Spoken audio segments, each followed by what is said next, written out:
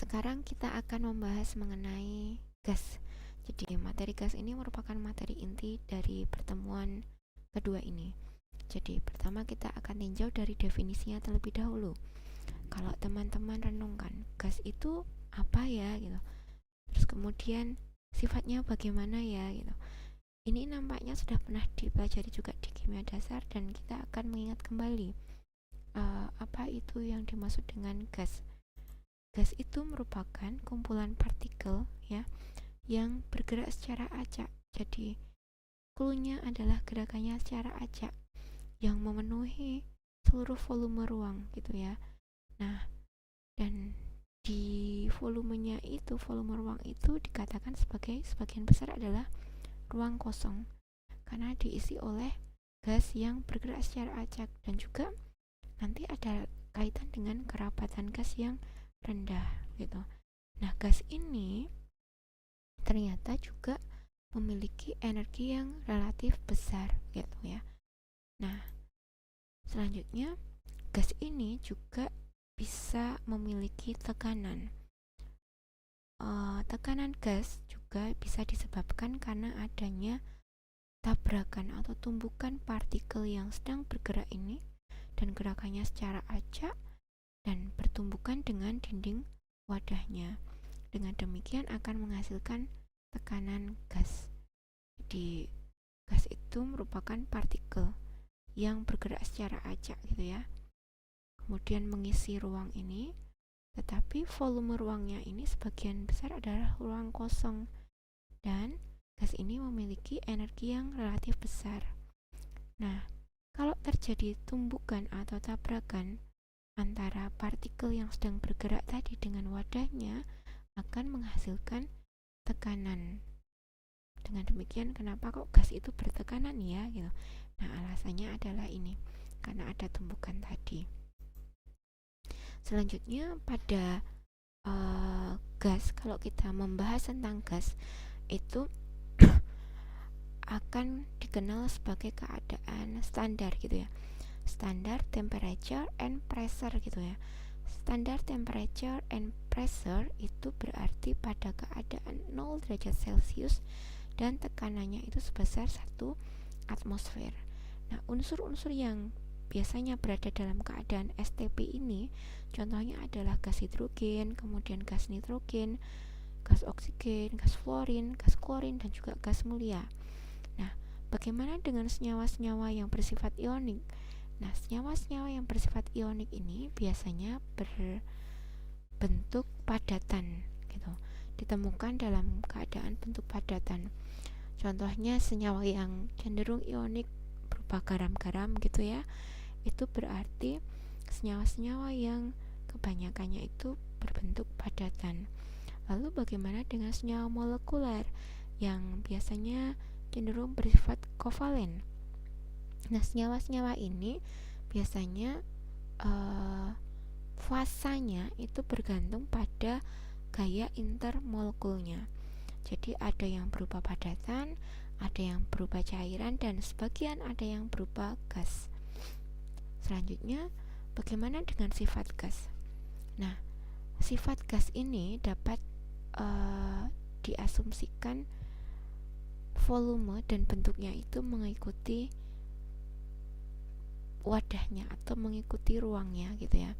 Kemudian dapat ditekan atau dikompresi, kemudian dapat bercampur secara rata atau mixing gitu ya, secara rata dan sempurna saat berada di wadah yang sama. Jadi misalkan ada beberapa jenis gas gitu ya, berada dalam satu wadah. Nah, ternyata dapat mengalami percampuran secara rata dan sempurna.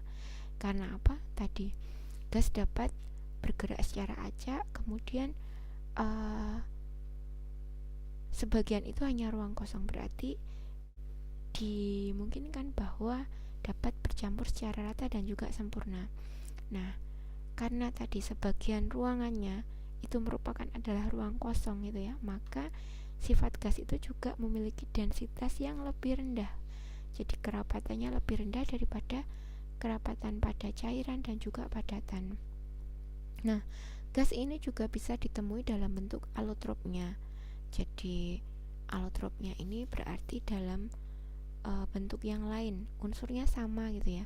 Contohnya kalau dalam gas itu ada oksigen dan juga ada ozon begitu ya. Jadi oksigen dan ozon itu merupakan satu alotrop. Nah, ini adalah hasil dari observasi sifat gas. Jadi gas itu mudah mengembang gitu atau bisa memuai. Jadi karena bisa memuai maka juga bisa ditekan atau dikompresi. Kemudian densitasnya itu kecil ya, karena ternyata hasil pengamatannya itu densitas gas itu adalah 1/1000 dari densitas miliknya padatan dan cairan. Kemudian gas yang panas gitu ya, berada pada temperatur tinggi, itu ternyata lebih mudah bocor atau keluar melalui lubang daripada gas yang dingin gitu. Jadi gas yang panas itu lebih mudah keluar melalui lubang daripada gas yang dingin. Dan biasanya aliran gas ini pun juga dari temperatur yang lebih tinggi ke temperatur yang lebih rendah. Nah, sekarang kita lihat tekanan. Nah, membahas tentang gas dan juga tekanan pada sistem termodinamika adalah hal yang penting begitu, karena kita nggak akan lepas nanti dari bahasan kedua hal itu. Nah, terus kemudian kita bisa mengkaji energinya dan juga kerjanya. Nah, tekanan, sekarang kita tinjau ke tekanan. Tekanan itu ada karena tadi ya sudah disebutkan tumbukan antara molekul gas itu atau partikel gas dengan dinding wadahnya. Dan besaran untuk tekanan ini dipengaruhi oleh gaya tumbukan atau force-nya. Semakin besar gaya tumbukan, maka tekanannya juga semakin besar. Kemudian semakin banyak tumbukannya, jadi semakin banyak frekuensinya atau semakin besar frekuensi tumbukan, maka tekanannya juga semakin besar. Nah, tekanan ini dapat dihitung dengan membandingkan antara gaya tumbukan dengan unit areanya atau daerahnya begitu. Dengan demikian kita mengenal satu rumus untuk menentukan tekanan itu dengan rumus gaya dibagi unit areanya atau A begitu ya. Kalau di fisika disimbolkan A. F untuk gaya. Jadi P sama dengan F per A. Semakin besar unit areanya, semakin luas unit areanya, maka dikatakan bahwa tekanannya akan semakin kecil karena tekanan dan juga unit areanya ini berbanding terbalik. Tetapi kalau gayanya itu semakin besar, maka bisa dikatakan tekanannya juga semakin besar gitu ya. Nah, kalau tekanan hidup sama gaya hidup kira-kira bagaimana ya korelasinya ya? Nah, ini intermezzo. Baik, kemudian pada keadaan STP tadi 0 derajat Celcius berarti adalah 273,15 Kelvin begitu ya. Nah, untuk standar pressure itu berarti satuannya bisa ATM. Kalau di Amerika kebanyakan gunakan 1 ATM, tapi kalau di tempat lainnya kadang menggunakan 1 bar begitu.